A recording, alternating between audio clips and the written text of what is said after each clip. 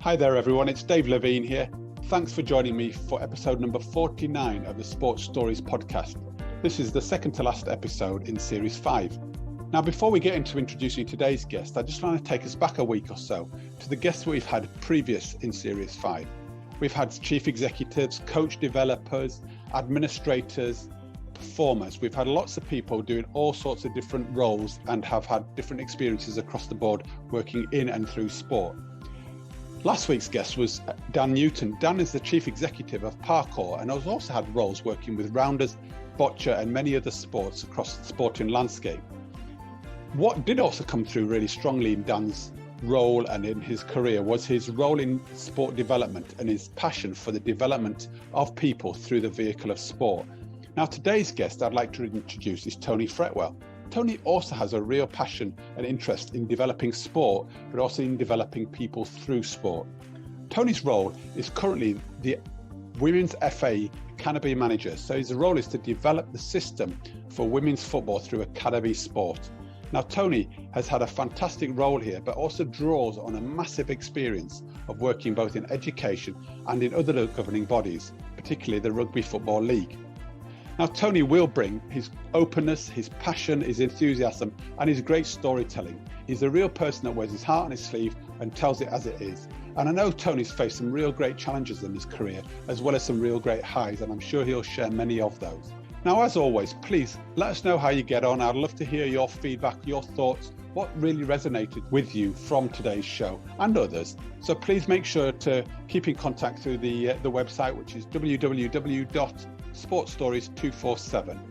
And as always, I will leave it and pose a few questions at the end, as I really want to help make this episode and others real use to you. So they're not just entertainment, they're also education, inspiration, and access to transformation. So listen to the questions, take away some of your insights and take some action. But first and foremost, please keep in contact and let me know how you get on. So all it really leaves me to say is find a place where you can listen to your podcast the best you can. Get some quiet space, go out for a walk, go for a bike ride, do what you need to do, but make sure you maximize this great opportunity to listen to somebody's story who I'm sure will leave many, many gems for you to take away and give you something to really think about. So all it really leaves me to do is just to give a very, very warm welcome to my very special guest today, the Football Association's Women's Academy Manager, Mr. Tony Fretwell. Tony, it's great to see you. Thanks for joining me on the Sports Stories podcast. It's been a little while over the pandemic since we last spoke. The world's changed a little bit, but it's great to reconnect. So thanks for giving up some time in your busy, busy diary. Let's kick off. Introduce yourself. Tell the listeners a little bit about who you are and what you've done, because I know you quite well, but you've got a great story from different sports. Over to you. Tell us a little bit about your background and story. Okay, Dave. First of all, thank you for inviting me along, and it's always great to do stuff like this. Podcasts have definitely become part of everybody's lives during this period, because there's never been so many cyclists, joggers and walkers, which is a good thing. So I love listening to podcasts, and if anybody enjoys listening to my rambles, I'm very happy to do so. So my name's Tony Fretwell. I am the Women's Super League Academy Manager at the Football Association. But my background is in rugby league, right. Where I played as a child. I got into rugby league through a PE teacher, a man who's sadly no longer with us anymore, called Mr. Reed, at Templemore High School in Leeds. And my early ambitions were to be a backing dancer for Michael Jackson. And if anybody's ever seen me having a dance, they would realise that wasn't ever going to happen. And sport wasn't enormously part of the things that I enjoyed as a kid. Okay. And in PE, this was the era of standing in the line, the best two kids pick, and there was lots of football, and I had a bit of an interest in football, but not a huge interest. It was mainly because everybody else was interested in it, and I wasn't interested in it because I wasn't very good. Right. And Mr. Reed was my PE teacher and the head of year, and we did rugby at school. I didn't know the difference between league and union. We just did rugby. Yeah. And that was the first time ever that somebody had said to me about a sporting activity, "You're quite good at this." and he said, come to after school club. He says, you'll really enjoy it.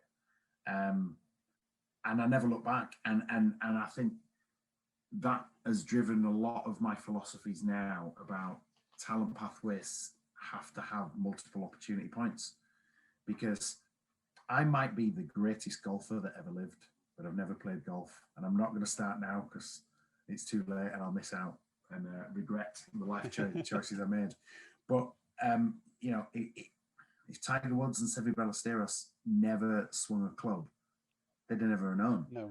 So you have to have opportunity, and that kind of resonates with me. So I did that.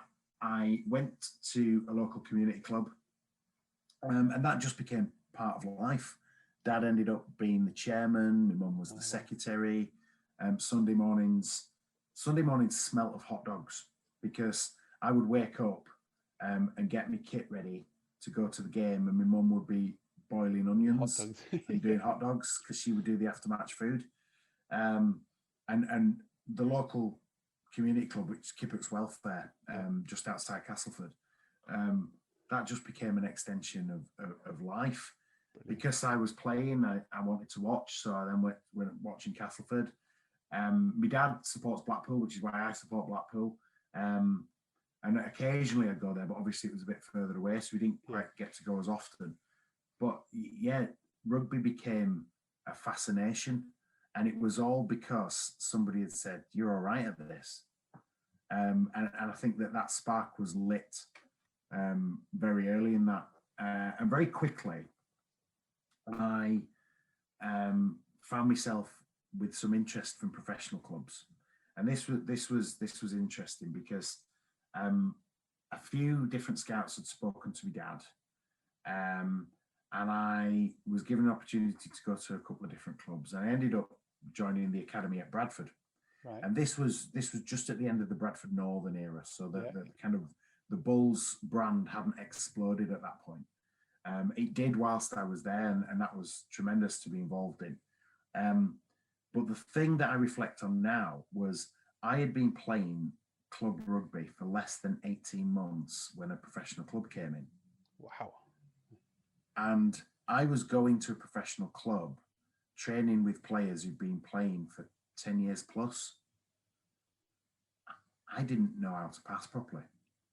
I didn't know how to tackle properly. I didn't even know all the rules. When did you realise that? Or how did you realise that? I realised that as I was going along and noticing things. I remember being told you were going to play in the second row. And I was like, I thought that in terms of defensively, would I be stood behind the defensive line in a second row, so I wouldn't be involved? So I was like, I don't want to do that. I want to be involved. I want to be involved. So I said, I want to be one of the forwards. Yeah. Now, obviously, a second row is a forward. And I remember saying that and people looking at me like I was an alien. And it was because I didn't know the positions. I didn't know anything like that. Now, I think that drives my passion and enthusiasm for having systems that accommodate late developers, those late to the sport, because that was me. I started at a disadvantage. And I don't use that as an excuse. You know, I kind of, I broke my arm while I was at the academy, and then in my first game back, I broke it again. And we'd just been talking about a new contract, and things just didn't work out in that regard. But one thing I do know is I was expected to go in and train with all these other players who knew much more than me. And I wanted to know lots more. And I actually think that as a player, I was in my mid-20s when I played my best. The best I ever played was in my mid-20s. Nowhere near when I was in the academy, because I just didn't know enough. And I got really interested in coaching. That started off by, there's a guy called Andy Harland. He still does development work in Bradford now. And he was the development officer for the club, and he would go around the schools. And I asked if I could go with him. So we used to go and do some coaching in schools and hand out tickets and stuff like that. And when I was 16, I did a coaching badge. And I think this kind of that thirst for wanting to know more about the game Yeah. So I So, started that. so what was your interest in coaching? Was it just about knowing more about the game, or was it? So were you interested in coaching for you, or were you interested in coaching to help others? A bit of both. I think I loved learning about the sport. Right. I quickly developed an obsession. So every magazine, every newspaper, every TV show, and actually at home in my parents' loft, I've got loads of newspapers and like the League Express and Open Rugby magazine, and I've got loads of VHS games because if it was on the telly, I recorded it and kept it. Oh. So I've just got this massive library of stuff. And I was fascinated. I remember discovering when you could order magazines from Australia to be sent over, and just became this. I suppose now the phrase would be used, student of the game, but I just loved it and wanted to know more. And I loved passing that on. Right. Even as a teenager myself, I loved working with youngsters. So when I was doing my A levels, I used to coach the year 7 and the year 8 school teams. And then when I went to university, so that had happened. The contract offer at Bradford didn't work out as we planned, and I decided I wanted to go to university. And I was at Teesside in Middlesbrough, and I was doing sports science, and I wanted probably to work in development of some kind, be a development officer, something like that. But there's no rugby league in Teesside, so I think that's where one of the first the way I work emerged. If there wasn't an opportunity, I'll make my own. So using simple Microsoft Paint and a printer in my student house and my little Ford Fiesta, I bought some balls, I bought some cones, I devised a logo, and I set up Cleveland Schools Rugby League Association.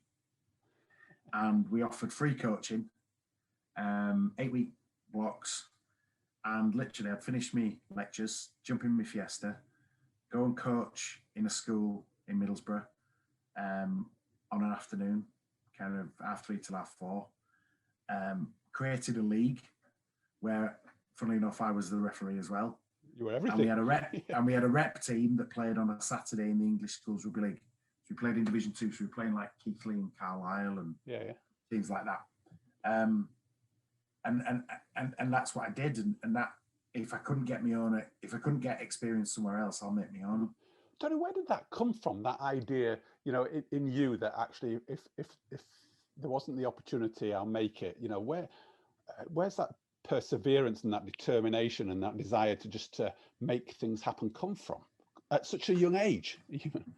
I don't think it was a decision, Dave. I just think it was a natural conclusion to the problem I faced. I want to do this, and there's nowhere for me to do it, so I'll do it on my own. I'll make a place to do it. Yeah, and that led to I sent my CV to every rugby league club because I wanted to work in development. That's what I wanted to do.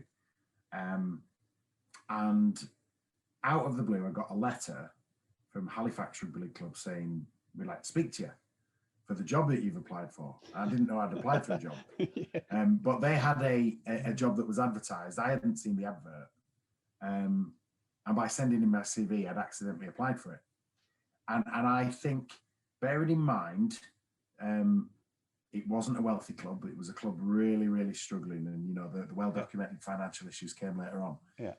But I fulfilled 3 criteria possibly. I was qualified to do the job in terms of the badges that I needed.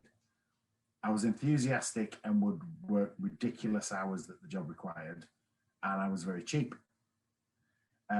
So on an initial salary of just £15,000 a year, I joined Halifax initially as the development officer.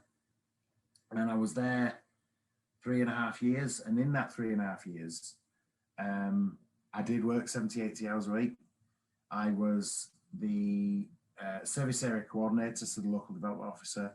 I was the scholarship lead and scholarship coach. I was head coach for the junior academy. I played for the under-21s. I wrote the programme. I did the mascot sometimes for the first team, I was the PA announcer, and then I ended up in first team support staff when Steve Linnane was the head coach. So I was working with the first team at training sessions and on game days. And here's the next kind of bit of advice. Don't worry about being cheap at the start. Yeah. That will change in time. Go where you can get the opportunity. Yeah. And I am forever grateful to that club, Halifax Rugby League Club, Halifax Panthers as they're now branded, because it's a lovely family environment. They haven't got an awful lot of money. They haven't got tens of thousands of supporters. But if you were willing to throw yourself in, you know, I moved to just next to the ground because it would mean I had more of a life, because I'd be able to get home for my tea quicker. Yeah. So, you know, that was my life. You talked there about, you know, don't worry about being cheap or taking the opportunity. What, you know, I love the idea or the concept around you make your own luck, you know, and you clearly worked really hard to get that job, didn't you? You put things in place, didn't you? Or why did they take you and not anybody else? So how did you make your own luck there to get your first step on the ladder? There were times at that period whereby, well, as there's been many times, so over my career, there has been many times where I've sat there and I've gone, how have I got this? So how did I get that role at Halifax? How did I end up moving to Widnes? How did I get to work with England Academy Rugby League teams and work with the performance unit at England Rugby League? And I think I only recognise why when I've looked back. There were times when I felt desperately out of my depth at the time, and kind of wondering how the hell am I doing this? And I hope people don't think I know more than I do. But I notice this a lot more now, in that I do talent development lectures at different colleges and universities, and you sit in front of sports science students who have an aspiration for working in sport. And you ask them what they're doing, and they say, I'm doing a sports science degree. And then you'll say, and what sport do you play? Well, play a bit of football, or play a bit of basketball. Or, what do you mean by bit? Oh, well, I kind of go and do some five-a-side once a week. Okay. Do you volunteer at any clubs? Do you do any of this? Do you do any of that? And your qualification might mean that you have the ability to open the door, but it won't get you through the door. What gets you through the door is all the other stuff that you're willing to do. And sport is a pastime that millions love, so therefore it becomes really competitive. You know, there are other professions whereby you don't need to do that. If you've got the qualification, you're in. Through, exactly. We don't have that, so you have to make yourself stand out from the crowd through your own efforts. And the biggest thing that will stand out is your work ethic. Now, what I realized was I might not have been the best at what I did, but nobody else, I don't think, was working harder at it than I was. So therefore I got the opportunities. And then later in life, when I've heard of, I hold the belief that the greatest rugby league player of the Super League era is Kevin Sinfield. And Kevin's done loads of interviews. He's been a podcast guest of mine on here, actually. Oh, is he really? Yeah. and he's done loads of interviews, and he's very clear about he wasn't the most skillful. He wasn't the fastest. He wasn't the most talented, but he was going to be the hardest worker. And I just think if you're willing to work really, really hard at something, you'll get better at it. And the better you get, the more chance you've got of being lucky. You're making your own luck there, right? Doesn't matter how good you are, you still need to be lucky as well. What about that idea, though, about when you were sat in these positions and thinking that, you know, how did I get this job? Apart from the work ethic, am I right for this place? That sort of, you know, some people use the kind of the idea of imposter syndrome. I shouldn't be here, or this is above me. How have you managed yourself through that when you've felt that, other than just hard work? I think that imposter syndrome has always been an issue, and it's still an issue now. Because I have sat in meetings and around the table, I'd be sat at Redhall and I'd be having a meeting, and there are 2 or 3 men of steel, multiple Super League and Challenge Cup winners, multiple caps, and I'm sat having a discussion with them, and they're listening to me, and they're sharing what my views are and taking me seriously and treating me credibly. And then I've left the room and kind of gone, how the hell does that happen?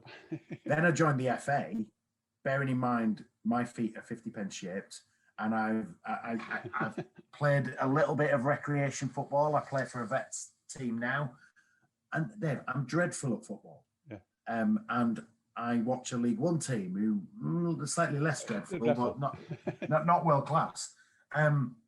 But be confident in what you do know. Put forward what you do know, but don't blag, don't lie. Be honest. Admit what you don't know. And try and develop really good people skills, because ultimately it doesn't matter whether you've got 100 caps for England or whether you have 50p shaped feet. You've still got to be a good person. And if you respect all the things that you've learned along the way, and you try to be as humble as you can to kind of go, I don't understand this. I'll tell you what I think about this, because I think I do understand this, and work really, really hard at understanding it, but admit what you don't know. No. Then I think it becomes, you manage the imposter syndrome by going, well, look, we're all just people here, and we're all flawed in certain ways. Yeah. And I try and take the view that you might be a 100 cap international at a particular sport, but in my mind, I'm a 100 cap international at thinking about what I do. Yeah. So I think I've gained player development and talent development caps. Experience. Yeah. It's just different, isn't it? It's just different. Yeah. And one of the things that I've said to people who are aspiring to progress in this type of work as well, make sure you do your reading, find things out, because if you have done your reading and you've done your homework and you listen to viewpoints, listen to people that you don't agree with, because you'll try and develop an understanding of why do they think that. And if you know your stuff and you've done your reading, then you will say something in a meeting and people will go, really? I didn't know that. Don't pretend to know, make sure you know. Don't know if you learnt this along the way then, this kind of approach, or do you think it was kind of embedded or given to you at an early age and you've just evolved it and developed it? Or, have you just looked back and said, God, this is what I've done and this is how I've done it? No, I think you have to learn it along the way. When I was at Halifax, there were a few times where I was pulled into the office by the chief exec at the time, who was Nigel Wood. Mm-hmm. Anybody who knows anything about rugby league knows Nigel's name. And Nigel was the chief exec. Quite a few times I got pulled into the office to kind of wind my neck in because I probably commented on something that I hadn't done my homework on. When I went to Widnes, and I went to Widnes because I could combine that with doing a PGCE at John Moores. That was why I chose to go there, and that was my next step. And I'd become acquainted with Neil Kelly, who was the head coach. Neil brought me in the office a few times and, kicked me backside, brought me back down to earth. But the thing was, I tried to listen and I tried to learn, and I didn't kind of walk out going, they're idiots and they don't know what they're on about, and why has he got me? I kind of sat there and reflected, what have I done wrong there? So you will get things wrong, but that's really important. Because I look at situations we deal with now, and I can relate to a time where I've made the same mistake that I'm seeing somebody else make. Yeah. And that's why you've got to be really comfortable with mistakes. You've got to let them happen and then reflect on it. If you try and stop every mistake, you're killing learning left, right, and centre. And I love that idea of this mistakes thing, innit? Because the world we're in at the minute, I don't know about you, but a lot of people I'm hearing is, we're destined to try and be, whether it's perfect or correct or high performance, but actually there's a tension in there, because actually in order to get there, you need to get things wrong.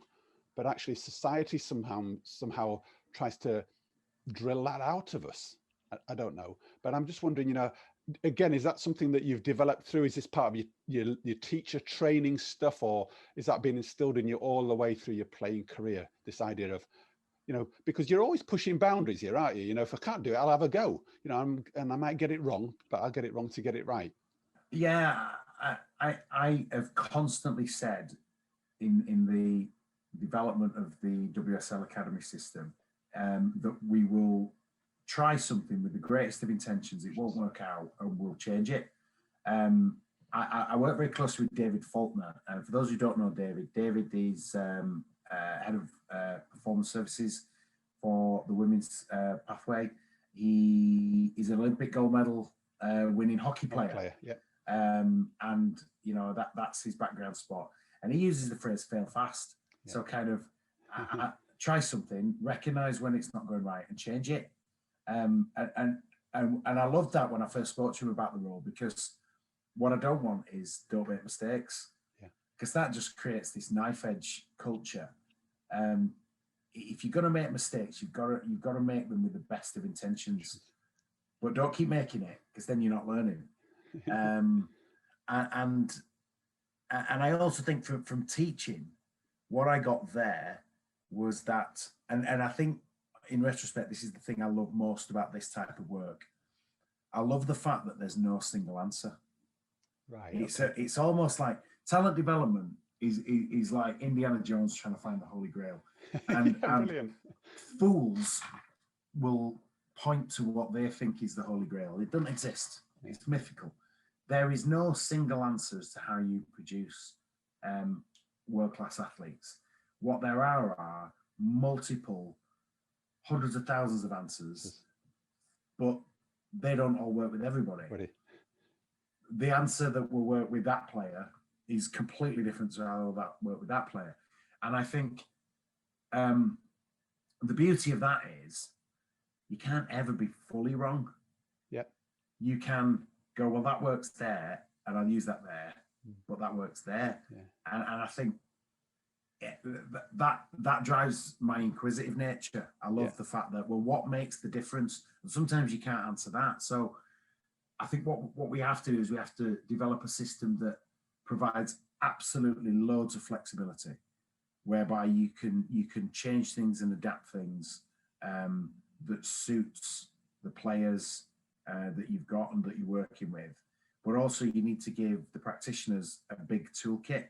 Right. So just like kind of a surgeon has all his implements in the theatre, and he or she won't use all of them, but they're there if they're needed. I take that view to talent development,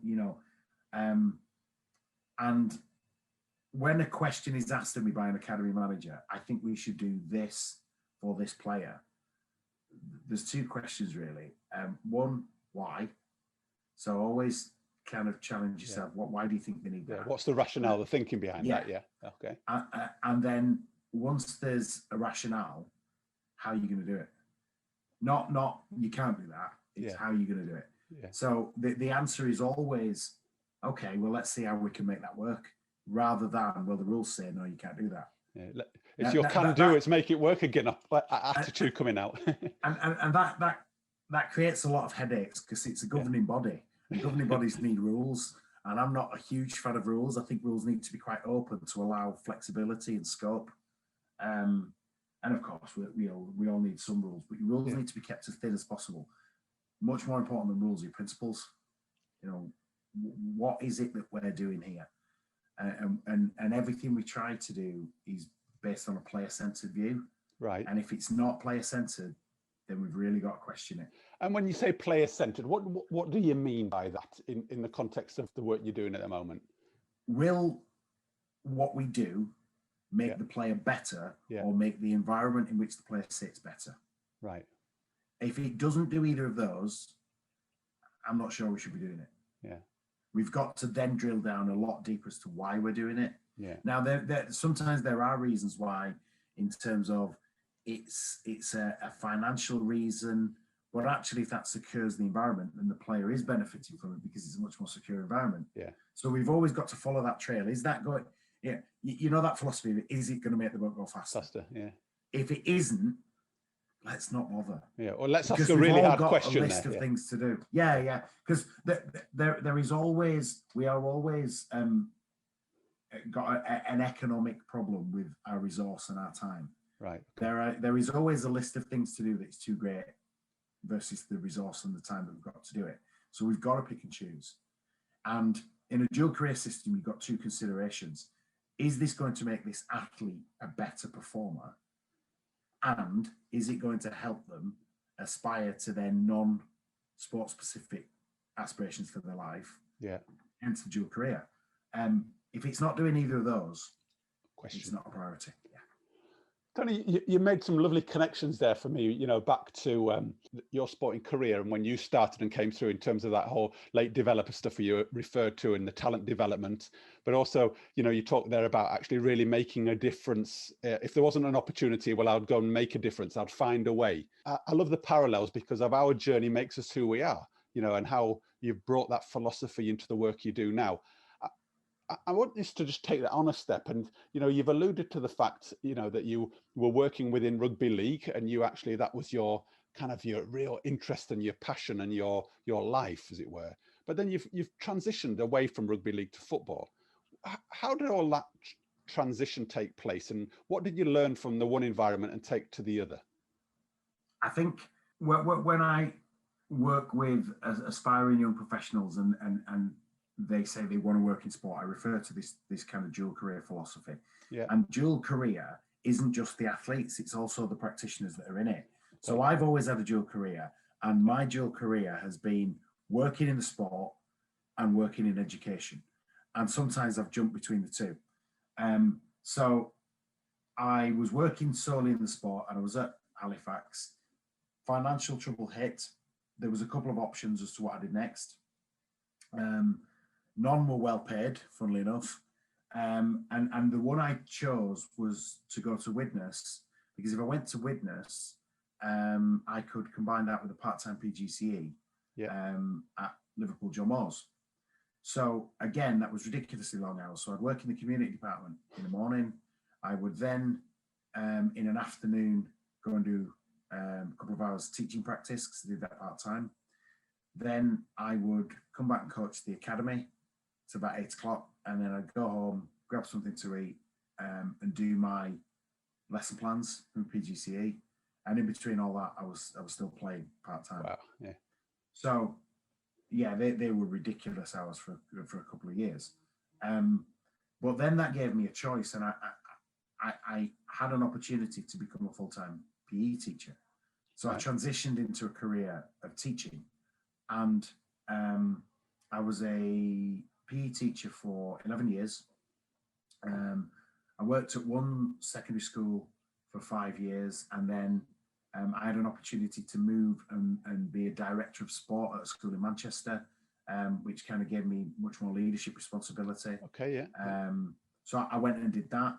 I worked to develop partnerships with Manchester United, because it's right near Old Trafford, with Salford Red Devils, with Lancashire Cricket. So that gave me a bit more of a multi-sport view. And I generally thought I'm an academic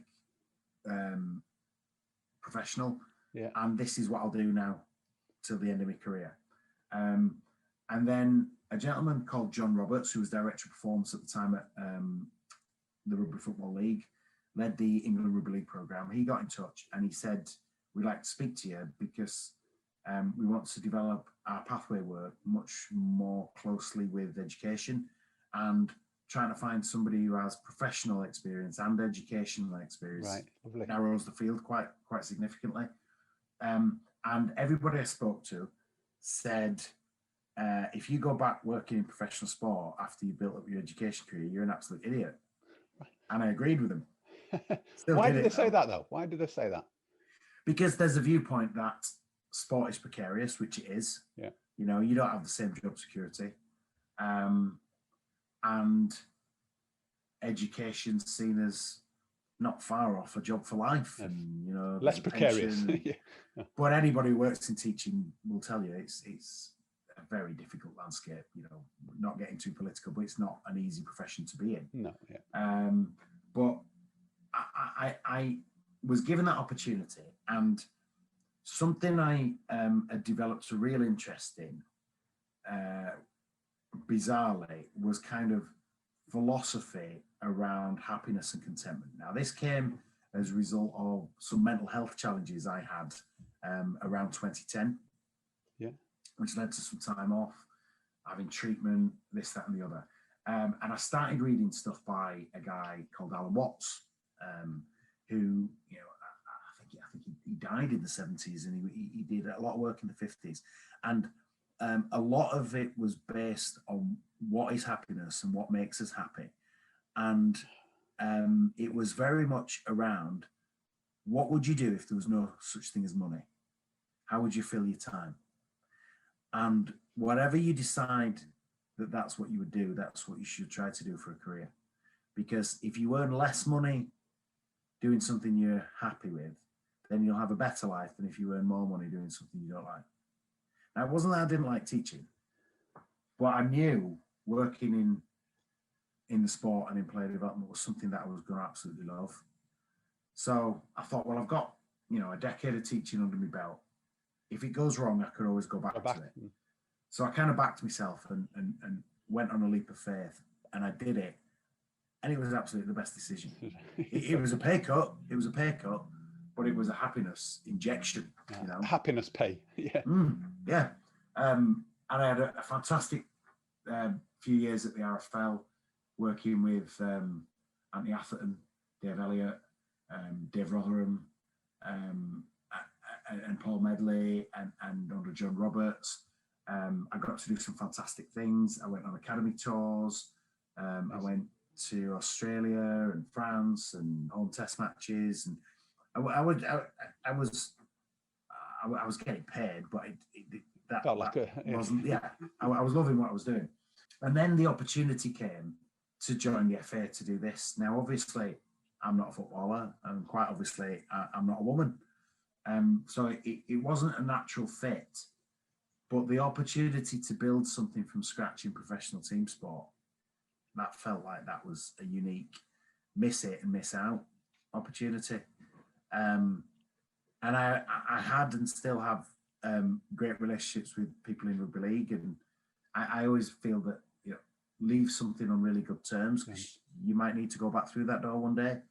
And I'd like to think that there was no bridges burnt within that sport. And I've come into something, and that self-doubt kicked in massively again. But I spent the first 6 months, and still do it now, anything I can find about the history of women's football, magazines about it, documentaries about it. I need to know that. So I didn't know about Dick Kerr ladies. I didn't know about Lily Parr. I didn't know about the FA ban. I didn't know about the Donny Bell story and all that kind of stuff. But I do now, because I've invested that time in it. And I think whatever you're going to do, first of all, it's got to make you happy. Don't worry too much about the salary. Just be happy doing what you're doing. And then when you're happy, throw yourself into it. Make sure you know as much of it about it as you can. And then you give yourself a chance to excel. Tony, and that's what I try to do. Can you give an example of, you know, you've really thrown yourself into it and found out about the background of the sport?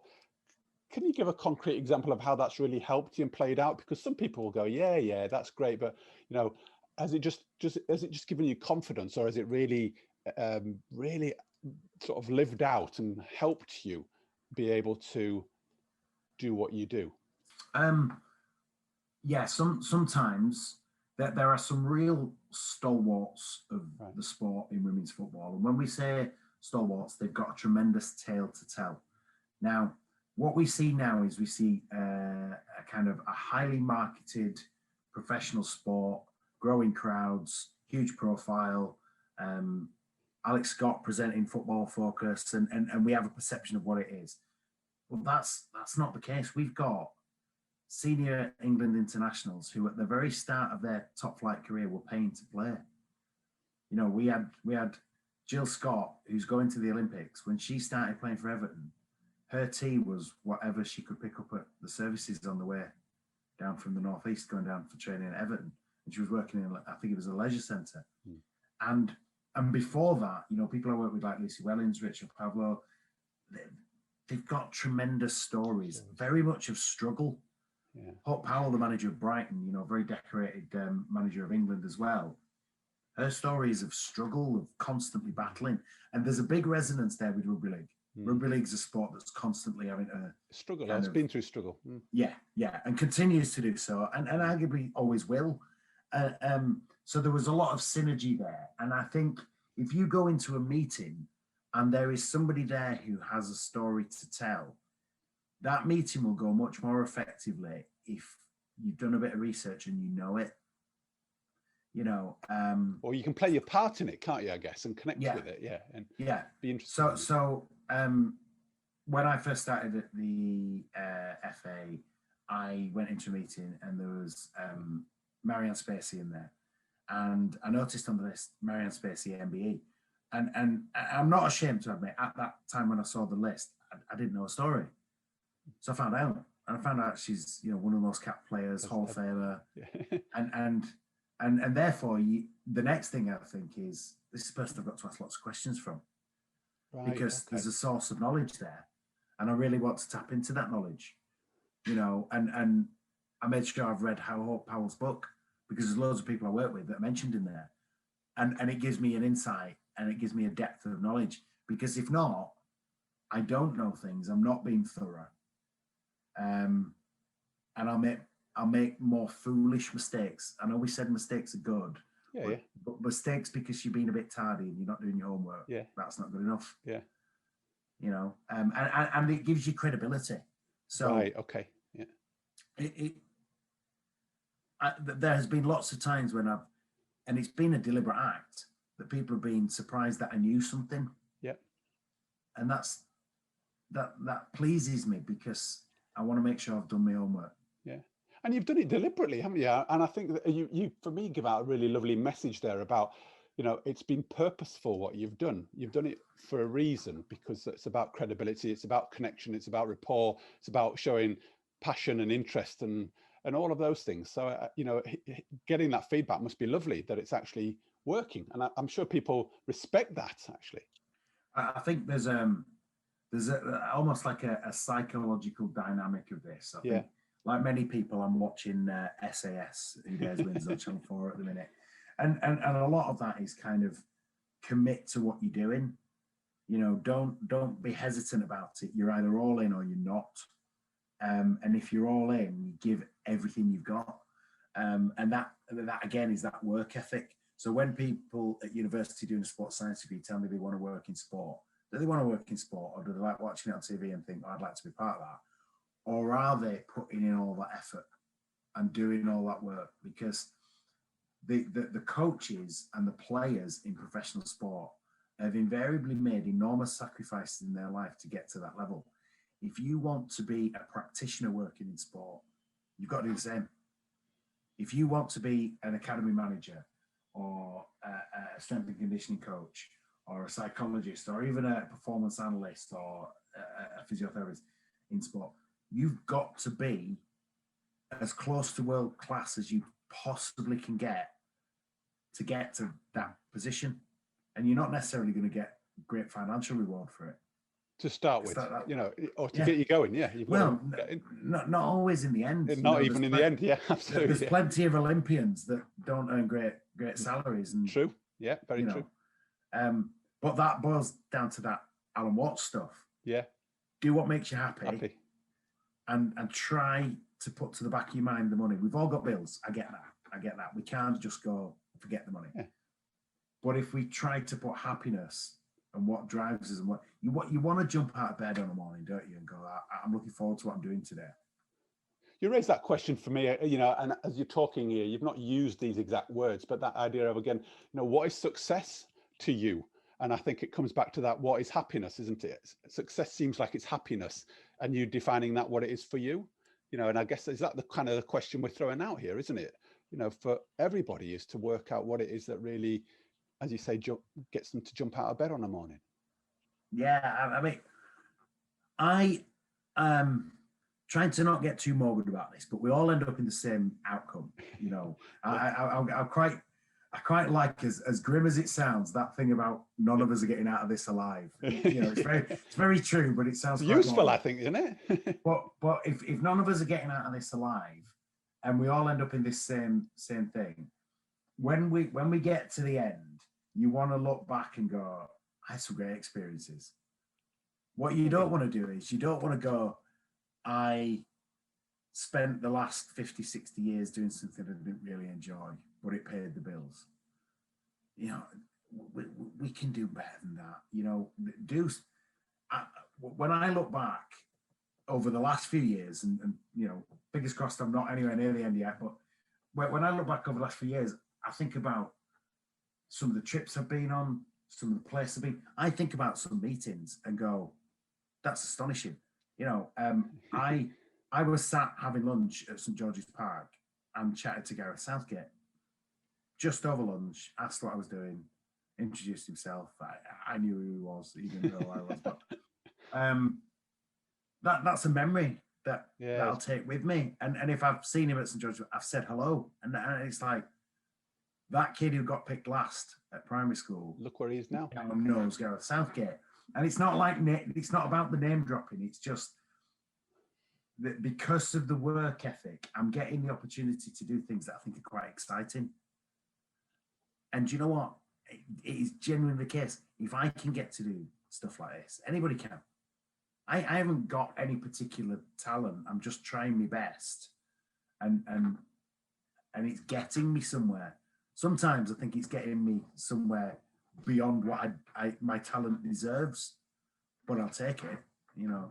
I'm reflecting back on a previous podcast guest that I had on, and we talked about the notion of impossibility, you know, and sometimes we put barriers and boundaries in our way. And actually what you're just really giving me here is the idea that, you know, anything's possible. If I put my work ethic in and I drive it and I follow what's happiness for me, who knows where I might get to, you know. And I'm just thinking it's a lovely concept and a lovely story that you're sharing here about what you've managed to achieve and delivered in a very humble way. And if you think about what you just said, and you said that to your players, parents, and staff in a system, how good would that system be?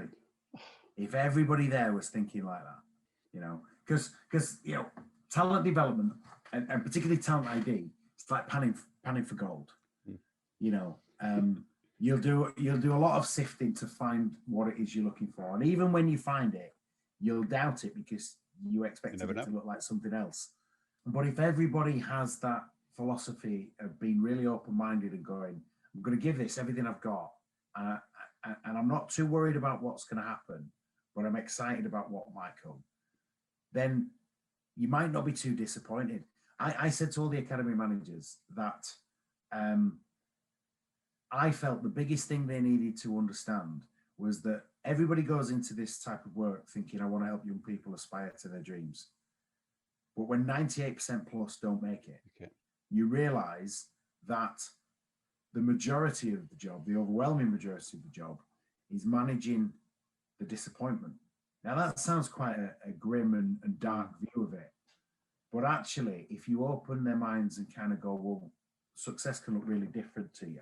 Yeah. So if a player goes and has a tremendous experience in an academy system, doesn't make the first team, but is at the highest level they possibly can, and follows a vocation that they wanted to do, they get to do a great job that they love. They had a great experience at the club, and they still play football and really enjoy it at the highest level possible. Yeah, they've used the sport as making good lives, and they've used the sport as a vehicle, haven't they? I guess, or the opportunity as a vehicle to maximise their skills and their opportunities and their potential. It breaks me when we read so many things about broken players who feel in despair when they've come to their end of the journey and it's not worked out. I think the journey wasn't managed very well. Yeah, you know, and that isn't something that you do just at the end of their registration. It's something that you instill all that time. I had a dream of playing 500 Super League games and being an international player. Yeah. And even now, when I go and play vets football on a Monday night and a Thursday night, I still want to play for Blackpool because I'm still a little boy. Yeah. I'm just deep inside it. I'm just a 44-year-old little boy. And that hasn't happened, and it's not going to happen. Yeah. But I'm still having a great time. And I'm still enjoying what I do. So, and you're happy coming back to that thing here. Yeah, but be open about how your story ends. You know, write your own chapters, kind of thing, because it can be a brilliant story, but it doesn't have to end how you particularly thought it might. Do you have a sense of, moving us on? Do you have a sense of where your story you would like it to go in the next number of years? If you're looking back, what's the trace you would like to leave in addition to what you've already left? I think there's a cliche here, and it is going to sound terribly cliched. I understand this, but in 5 years' time and 10 years' time, I want to be happy. Yeah. So that's the first thing. I want to be happy doing what I'm doing. If that means I'm back as a teacher, if that means I work with England national teams and I'm going to tournaments, if it means I work in a completely different sport, or if it means I go back to rugby league, I'm not overly fussed. I've even discussed what it might look like if I didn't work in talent development. Maybe I worked in a different aspect of the same sport. Yeah. And it's I think I'd still have the same principles. Remember I said about rules aren't as important as principles. Yeah. Whatever I was doing, I'd want to make sure I knew as much about it as I possibly could. So I'd do my homework. But before all of that, I'd have to be happy doing what I'm doing. As soon as you're not happy, then it's time that you've got to look, and you've got to try and find your next step. So I don't like doing the same thing for too long. I like change because I think change is positive. It keeps things fresh. That doesn't necessarily mean changing sports or changing employers, but it might do. Yeah. I think, but that's what I've just said about being open-minded about the end point. The principles are I've got to be enthused and I've got to be happy. And if I am, then actually whoever's employing me gets the best out of me. I sometimes wonder why employers don't regularly review the staff that they have and assess the skill sets that they bring and ask them, what would you like to do? Because if you get everybody using their skill sets and you get as many people as you possibly can happy, that's when your organization will start to fly. Why don't we do that, Tony? We don't ask them. We don't ask them. What we do is we have a load of job descriptions and we have a hierarchical chart and we write the job description before the person comes in.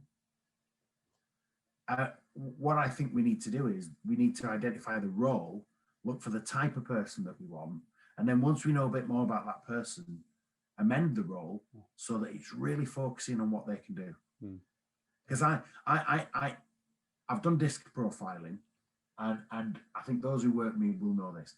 I'm very good at ideas. I'm not so good at the detail in the ideas. I can get a bit bored with that. So get the detail people to work with me, and I'll do the creative stuff. To bring and it I'll to do life. Yeah. You know, it's kind of we do it an awful lot where when we're trying to build something, if we were building a house, we try and get the plumber to do all the electrics. Well, actually, let's get the right people with the right skill set doing the right roles, and ask them what makes them happy, what makes them excited. Because if you work in an organization where, and you see this in a lot of small businesses, there's a buzz about the environment. And conversely, when you go in an environment and it's all kind of quiet and a bit drab and people look at the clock. Yeah. I always notice it's a bad sign when there's a massive clock in an office. Yeah. Because generally it's kind of like they're all looking as to watching it. Yeah. When, you know, I subscribe massively to the thing about unlimited leave. Yeah. Work when you want. I'd much rather have a productive 25 hours from somebody than 40 hours a week where they're kind of chewing the pen and looking out the window. You know, I think and again, the psychological principles behind that, whereby reduce the rules to let people fly. Yeah, I've listened to some fascinating stuff from James Timpson about that. Keep the rules really simple. Yeah. And his rules are like kind of turn up on time, be presentable. And put the money in the till, innit? Yeah, put the money in the till, that's it. And other than that, you can do what you want. Yeah. And they fly, don't they? And they do great. Well, there's that kind of social kind of facilitation whereby people will follow a general norm. Yeah. But if there's rules, they feel constrained. Let them. You know, if somebody wants to go home at 2:00 on a given day, do it. You know, if somebody's not available, I'll get hold of them later. Mm-hmm. What I don't want is to think, oh well, I must be able to get hold of them because it's work hours. We've all got lives, and outside of everybody's job role, there's something far more important happening. Mm-hmm. Whether that's their children, looking after the elders in their family, whether it's something to do with their home, whether it's how they feel, their mental health, whatever it is, everybody is dealing with something that's far more important than work. And we've got to allow them to do that. And that's where you get happy people. Happy people work well. Constrained people never do. And you make a lovely connection for me there between that kind of home situation and work situation, and actually they're interlinked, aren't they? You know, in some ways you've got the same person goes to both places, so understanding what's going on in both impacts on one another. And I think you make a really valid point there, because ultimately we're trying to get the best out of the individual in whatever environment. So loads of great kind of tips and insights and philosophies there. And I'm smiling, Tony, because they all played really true to me. And, you know, what I'm trying to do with the bringing out of the Sports Stories podcast, the stories people are telling is about, you know, really freeing people up to go out there and maximize their happiness, actually, really drive that. Because I know it's an easy throwaway comment, but I think that actually is such a key principle to drive us forward. What it means to you and what it means to me might be different, mightn't it? But it can really drive us forward there. Mental health and those things have become a little bit of a tick box exercise, but what does it actually mean? You know, so putting people through compulsory courses where, you know, you've passed by attendance, that feels very tick box to me. But for instance, one of the things I do, I've got this notepad in here, and one of the things in my notepad is I write down people's names and I will add bullet points of things that I found out about them. It might be who they support. It might be I found out that they've got 2 children, and I can't remember everything. When I'm speaking to them, I'll have a quick glance, because if I know they've got 2 children, I might say, "How are the kids?" And people might think that that's a bit contrived. It's not. I write it down because I don't forget it. But I do care about the stuff away from work for them people, because that's what makes them who they are. Your job description doesn't make you who you are. It's everything that's around you and around your life, and that matters. And if somebody can go, that's not so good at the moment, but you know, working on it, and brilliant. We're all people, and the interactions we have as people again determines happiness. Yeah. I think we're going down to this central point, isn't it? That if you do the things that make you happy, then that's where the magic kind of happens. Yeah, and I think it's about what you've made me also reflect on here again is, you know, that key bit about what makes you happy, but also what's your role in what makes other people happy. You know, because you're interacting with other people in the jobs that you do, aren't you?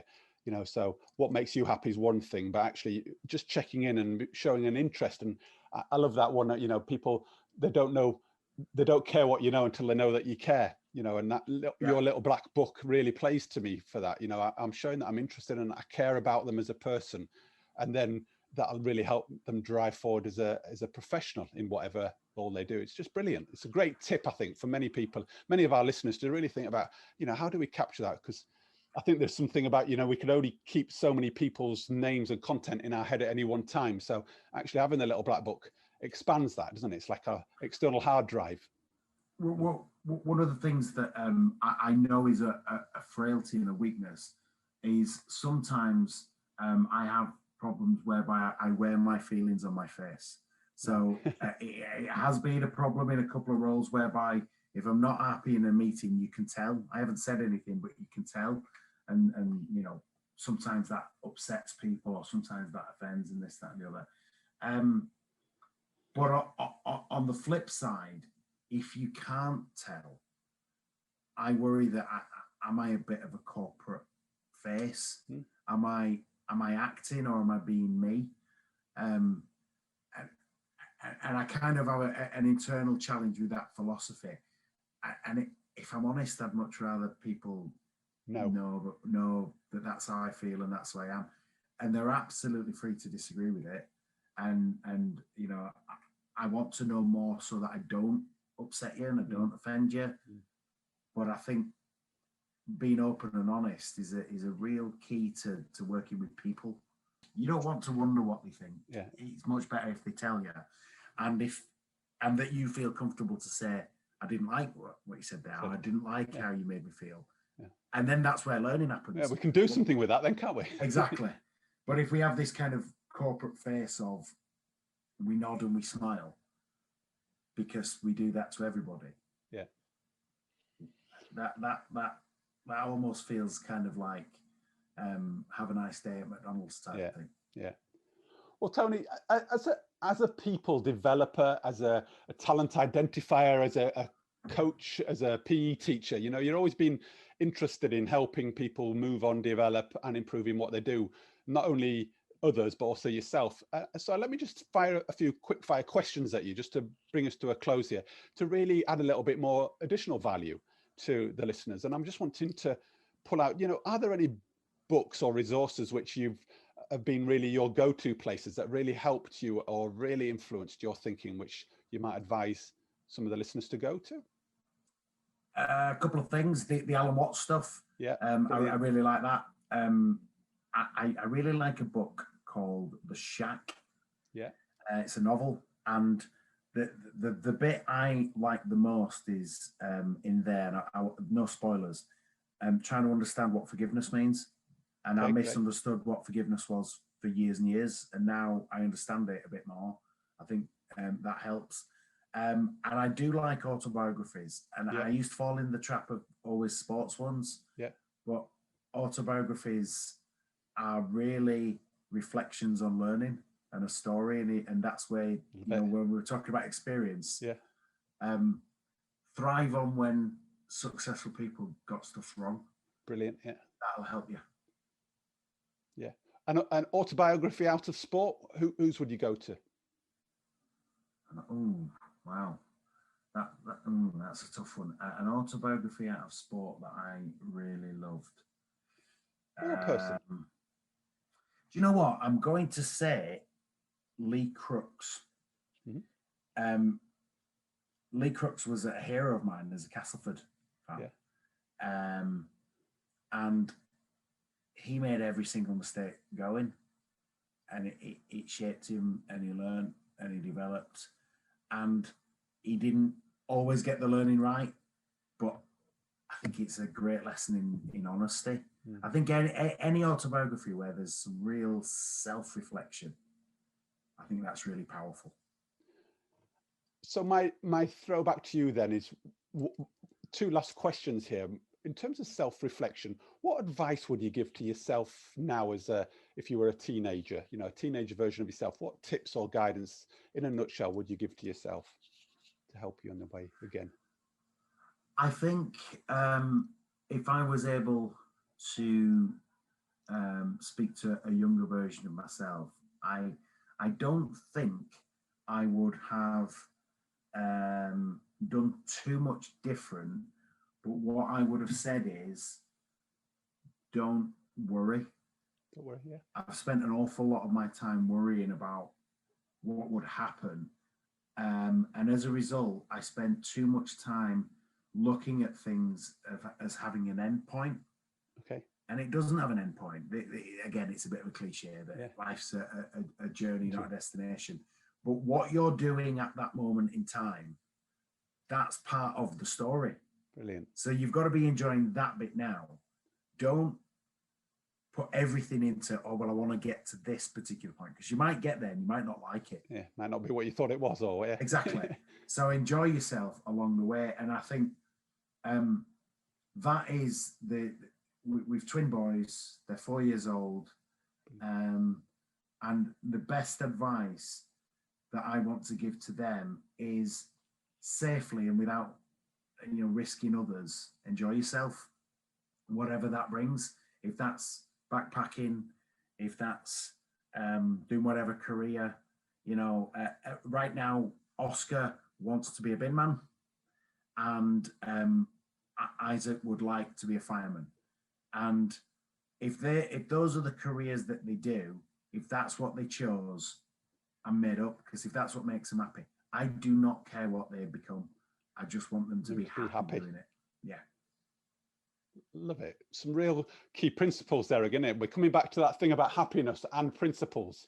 What are the key principles for you and for the kids and stuff? It's just amazing. And you've got to be unhappy at times to learn what happiness means. 2010 and that period was a very dark period in my life, and the mental health challenges I had, and I don't think I understood what it was I wanted until I didn't have what I needed.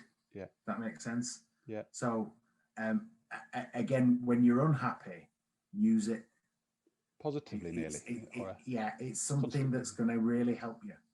It'll help you make your decisions moving forward. Wow, that's really positive. That's a really powerful message, that, isn't it? The times when so many of us hit those rocky times, or the rocky road, or that difficult stuff, and see that as how we can actually don't get me wrong here, but kind of nearly embrace it and see it for what it can bring you, in terms of giving you that perspective.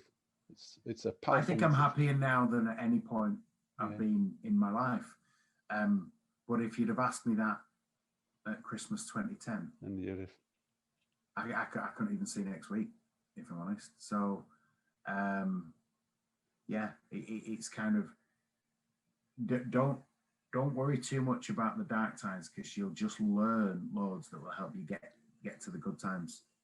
Without opening that up again, though, Tony, how did you navigate through that? Because so many of us do get a dark time and a hard place, and yes, we're talking about it, seeing it as positive, and it's easy, isn't it, when you look back on these sort of signs, but how did you navigate through that to pull yourself out the other side of those areas? The key bit was putting my hand up and going, I need some help.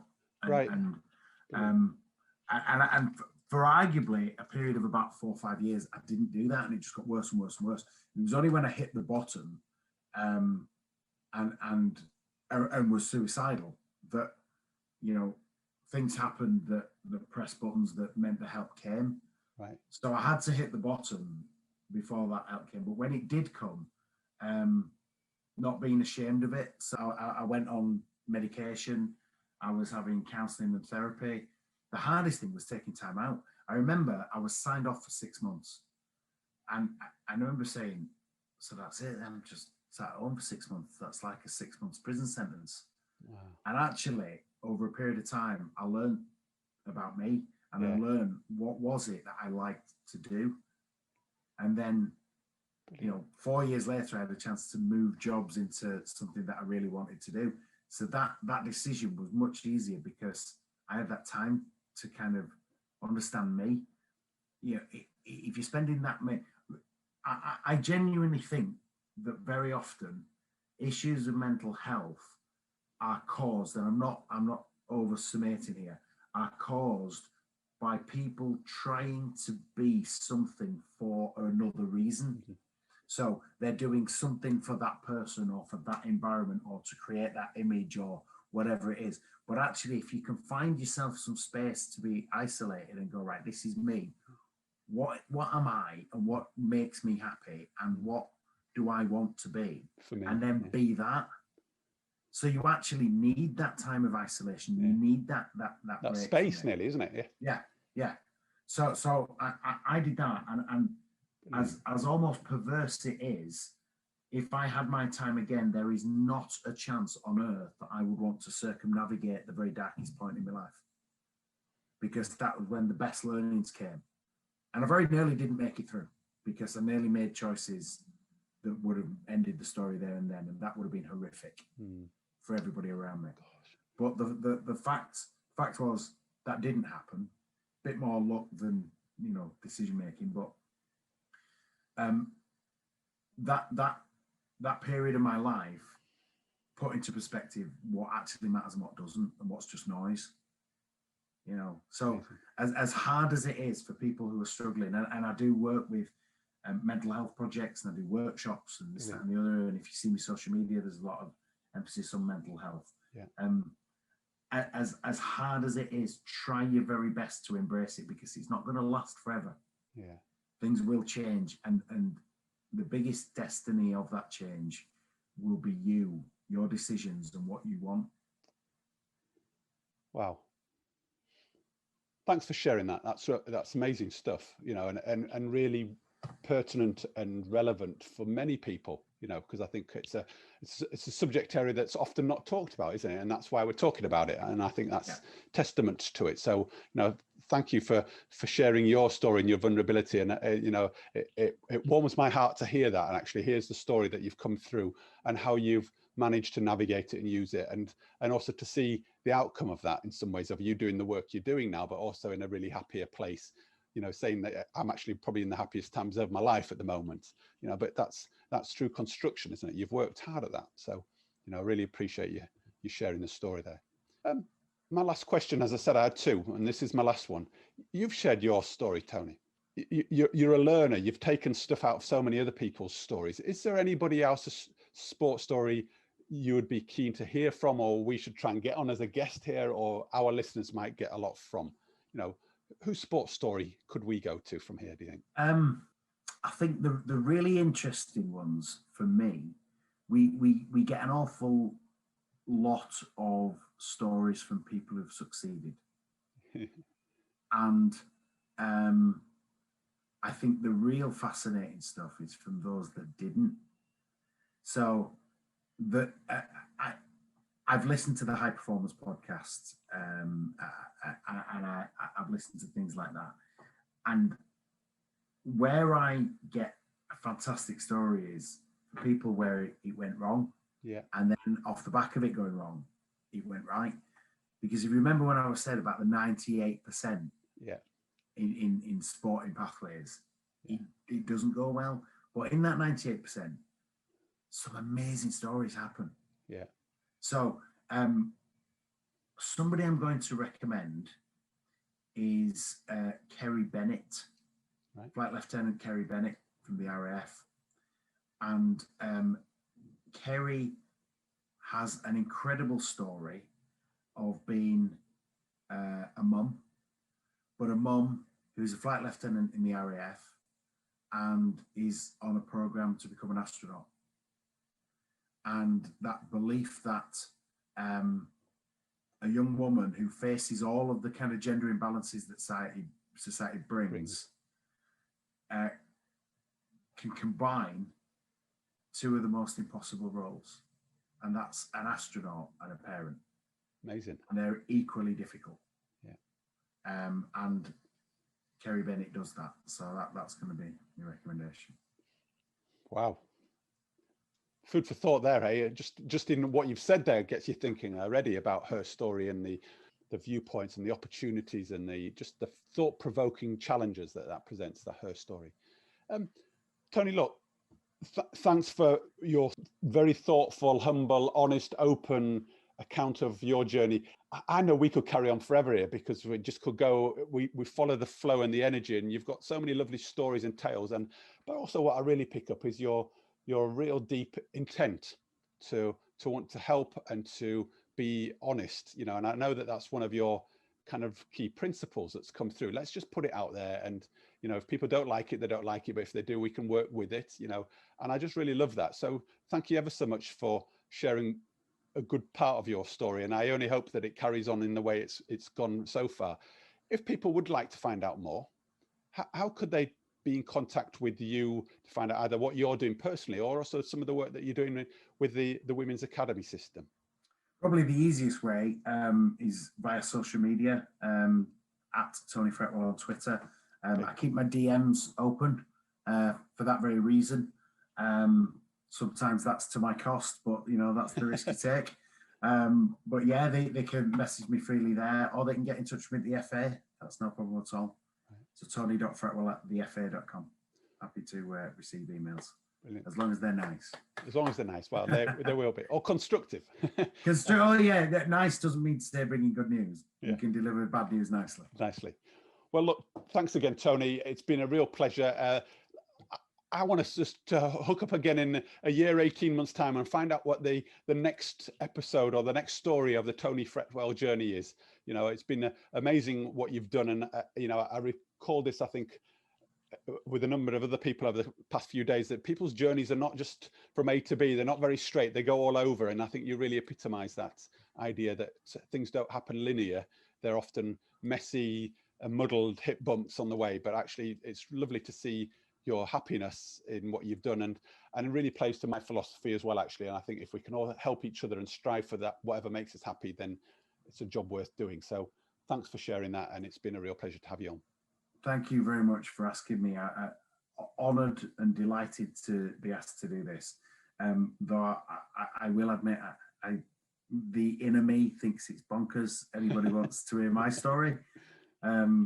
But if people get something from it, that's great. And, if they let me know, and that will help me learn and take more things from it. So thank you very much, Dev.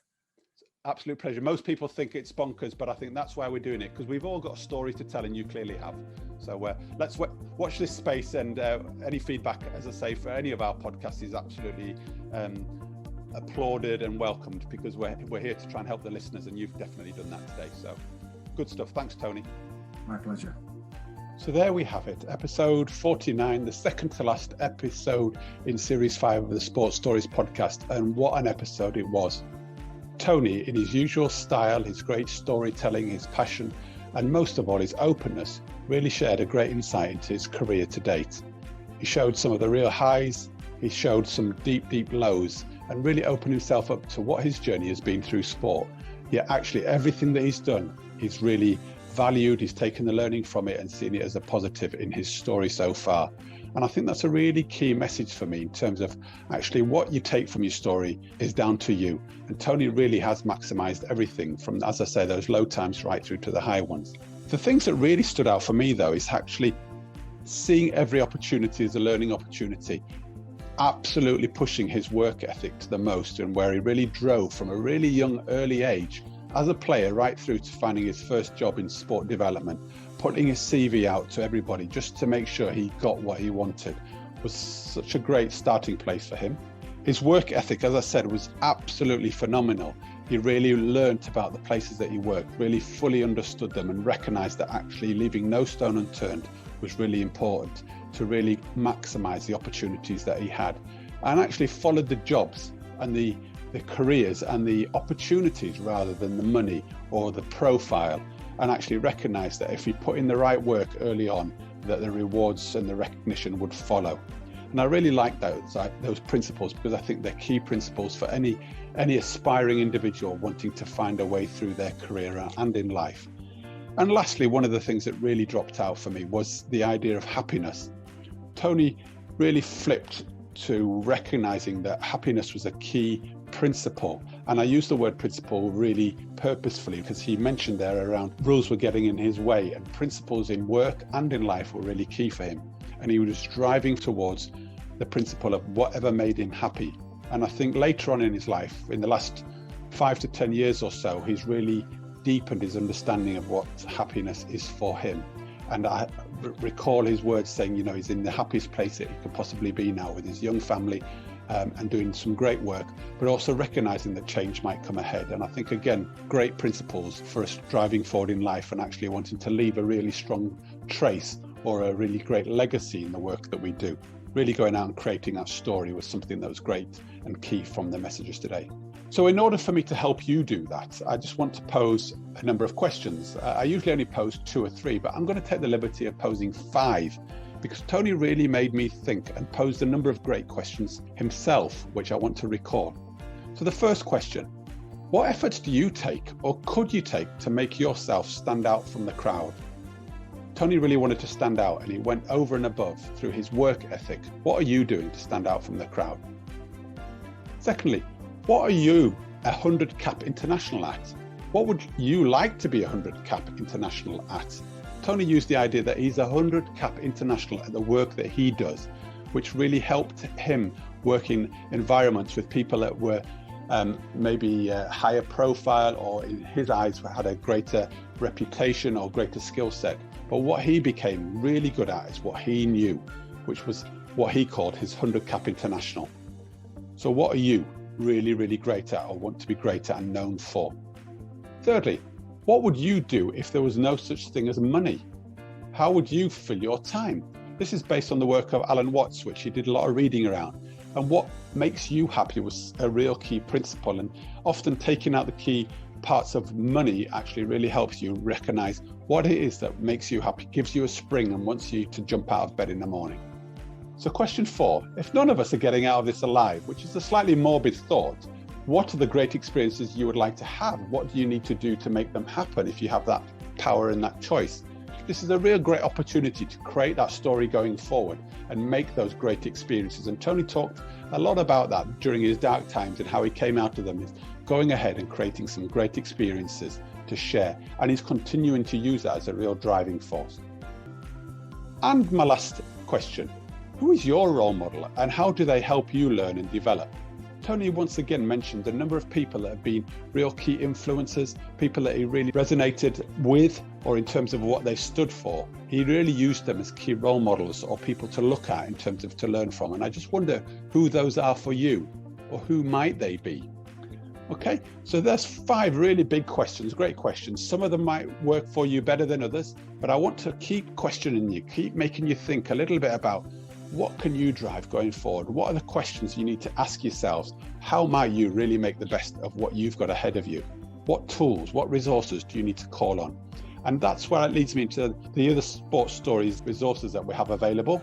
There's loads of great things on the website coming forward. The program of Maximising Your Coaching and Leadership Impact is available, which provides you with further podcasts, but many tools and techniques and resources and reference points and workbooks, which will really help you underpin the work that you need to do and the work that you are currently doing. So please take a look at the website and look at the program. Furthermore, there is the coaching and mentoring offer. I have a pool of great support people for you. Tony once again talked about people that were around him that were real sort of advocates and real sort of thought leaders and people that helped him on his journey and therefore questioned them to the nth degree to find out loads more about them in order to help him develop and become the best that he can be. So the coaching and mentoring offer is out there, a group of really respected and credible and very experienced people, both in the business, but also crucially in the principles of high performance sport and sport development.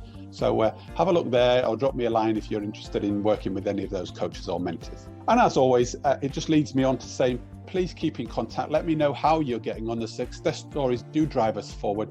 We've had some great feedback from the last show last week with Dan Newton in terms of things that really resonated with other leaders in terms of their leadership journey. So please let us know about what lands for you with Tony's story and what you've taken from it and moved forward with your story and your journey. And lastly, keep in contact via the social media channels where you can find out what's coming next. We've got our 50th episode coming up next week, where we bring a little bit of Brazilian football to the UK. It's going to be a fabulous podcast episode, which I'm sure you'll take loads from it. A very, very thoughtful individual who's gone on such a learning journey and has got some real highs and lows, and I'm sure will be once again wearing his heart on his sleeve. So join me next week for our 50th episode of the Sports Stories podcast. And thanks once again for joining me today for today's episode with Tony. I hope you've enjoyed it. I hope you've taken at least 1 or 2 little gems to help you on your way. And as always, it's been a pleasure to have you with me. So take care, have a good week, and I look forward to having you with me, Dave Levine, again for episode 50 of the Sports Stories podcast next week. I'll see you again soon.